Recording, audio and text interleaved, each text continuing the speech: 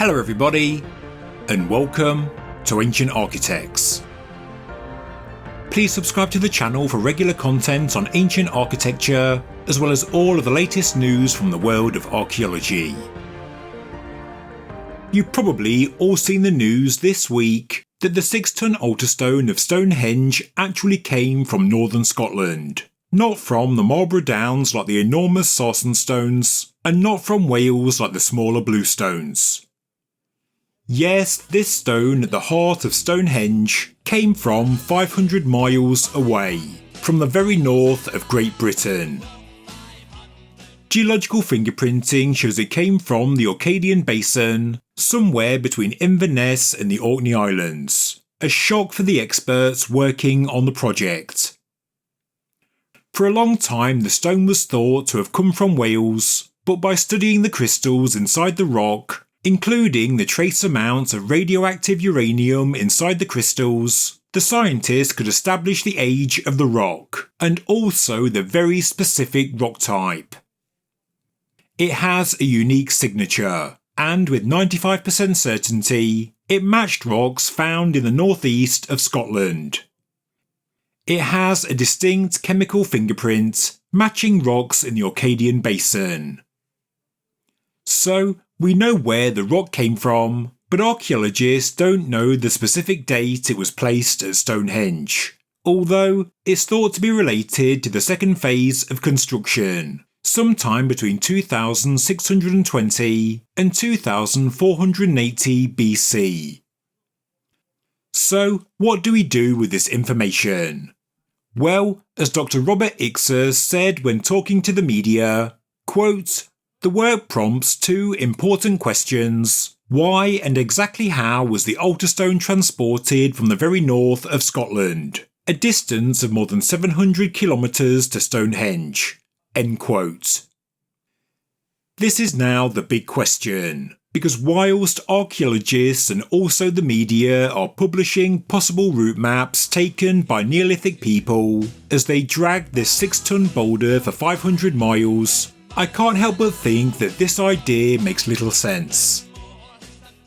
Of course, I don't know the mindset of Neolithic Britons. Maybe this lump of sandstone was important, and we know the Neolithic people did travel the length and breadth of the island, but I've always assumed they were practical people. And so, on reading the headlines around this story, my instant thought was, this must be a glacial erratic. A glacial erratic is a rock that is moved by glaciers and deposited away from its source, and this can sometimes be far, far away. And because over the past 500,000 years, Britain has been covered by ice sheets in varying degrees, surely this boulder is just one of the erratics. But as Sky News said, quote, "The scientists are confident the altar stone was deliberately transported, not carried south by glaciers during an ice age." End quote. So, moving away from the media stories, and to the paper that was published by Nature this week, it says, quote, "Some postulate a glacial transport mechanism for the Minid Preseli bluestones to Salisbury Plain. However, such transport for the altar stone is difficult to reconcile with ice sheet reconstructions that show a northward movement of glaciers and erratics from the Grampian Mountains towards the Arcadian Basin during the last glacial maximum, and indeed previous Pleistocene glaciations." End quote. And although this raises some good points, for example, I've also always believed that bluestones were glacial erratics brought from Wales during a period of glaciation. Is it right what the paper says about the altar stone? Is there no way it could have been moved by glaciers? When I asked this question on X this week, many people made snide comments and replies. So why don't we take a closer look? Here is the Arcadian Basin on the map, and as you can see it opens up to the North Sea.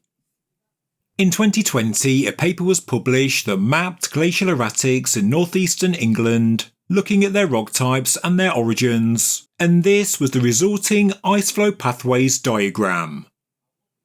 The work looks at deposits dating back to the late Devensian glaciation, which reached its maximum around 22,000 years ago. It shows ice movement from Scotland, very close to the Orcadian Basin, across what today is the North Sea Basin, and then towards northern England. The model differs to another one that was published in 2022 and cited by the new study.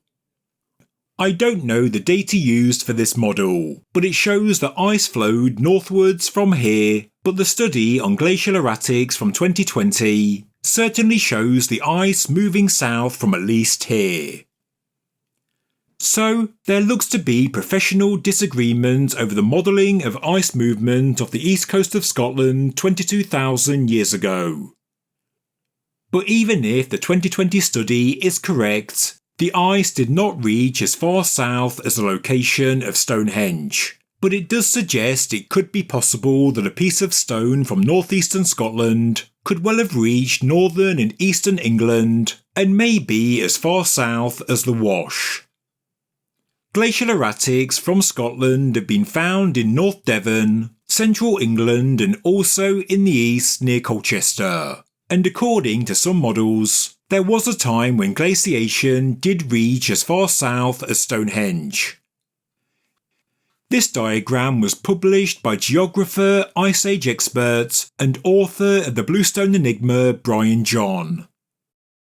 It shows one model for the extent of the Anglian glaciation in England, and this was the most extreme glacial event in the past 2 million years, and it dates back to between 478,000 and 424,000 years ago. And here is another diagram from a book, Britain Before Man, by Dunning, Mercer, Owen, Roberts and Lambert. Now, of course, I'm no expert on the Anglian glaciation, but I can't seem to find ice flow models for the northeast of Scotland. The new paper says that ice sheets in Scotland show northward movement in previous Pleistocene glaciations as well, and so where is the evidence? I looked at the papers cited by the study, and regarding the Anglian glaciation, one of them says this, quote, "The glaciation in the Anglian stage was the most extensive in the British Pleistocene. However, since for the greater part of its extent, its deposits were overridden by younger glaciations, much of the sedimentary record has been lost. There is therefore only fragmentary evidence for reconstructing glacial history at the Anglian stage." End quote. It does tell us some information on the areas studied, but it ends the Anglian section by saying, quote, "Beyond these areas, the evidence for the extent of the Anglian glaciation remains unestablished." End quote. So, there we go. There is an absence of evidence. Therefore, based on the information available to me at this time, it does seem at least possible that 450,000 years ago, hypothetically the altar stone could have been deposited naturally, and quite close to where we find it today. If not, then 22,000 years ago, some models say that glaciers could have taken a rock from northeastern Scotland as far south as northern England, halving the 500-mile transportation distance. And if the glacier did carry the rock all the way to the Wash in the east of England, well, that's just 150 miles from Stonehenge. Glacial movement is hard to model, and scientists have differing opinions, and that's because there are so many factors we have to consider, and also because the sedimentary record is incomplete. I don't doubt that people moved the stone into position, but whether it was moved a mile, 10 miles, 100 miles or 500 miles, well, with the current level of knowledge, it's unknown. To me, glaciers seem like the most feasible explanation for the movement of the stone, but it seems like some archaeologists are having none of it. Mike Pitts has posted on X that geologically it's impossible. Yes, a bold statement. Furthermore, he said, quote, But even if it was possible, why this unwillingness to credit Neolithic people with skills or imagination?" End quote. First of all, I don't think the authors of the paper have published enough detailed information to explain why it's impossible. I don't know if such data even exists to make a bold claim. To make such a statement, I would have liked them to have cited more detailed information, especially with regards to the ice flow direction in the Anglian glaciation, because this to me is the key time to investigate. I would love to see some geological papers that explain this specifically, so please do forward anything onto me. Maybe send me a link on X or Facebook. Then I can see exactly why it's impossible that this is a glacial erratic. I would happily make a new video explaining the science to viewers. But because of the reasons I've just mentioned, I don't think there is enough data from the mid-Pleistocene to make such claims. And I'm certainly not unwilling to credit Neolithic people with skills or imagination. We know from the monuments they created they were skillful and intelligent.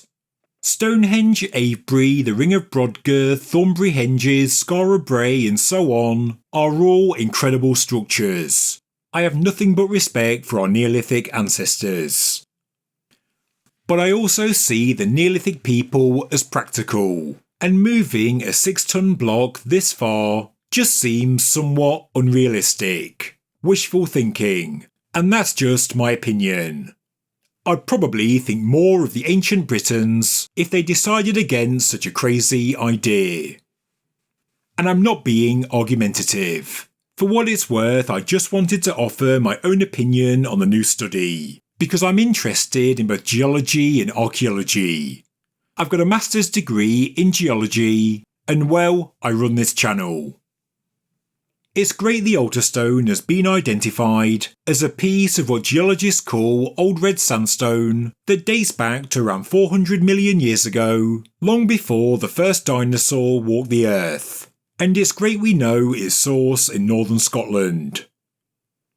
But the earth is a dynamic place, and although our knowledge on the glacial processes in and around Britain for the past 500,000 years has developed and expanded, as far as I can see, the picture is and will always be incomplete. I would certainly be cautious in saying that Neolithic people dragged a chunk of Old Red Sandstone from Scotland to Wiltshire more than 4,000 years ago.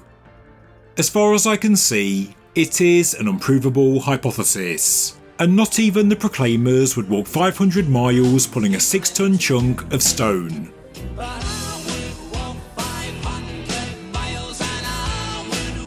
Thank you very much for watching this episode of Ancient Architects. If you enjoyed the video, please subscribe to the channel, please like the video, and please leave a comment below. Thank you very much.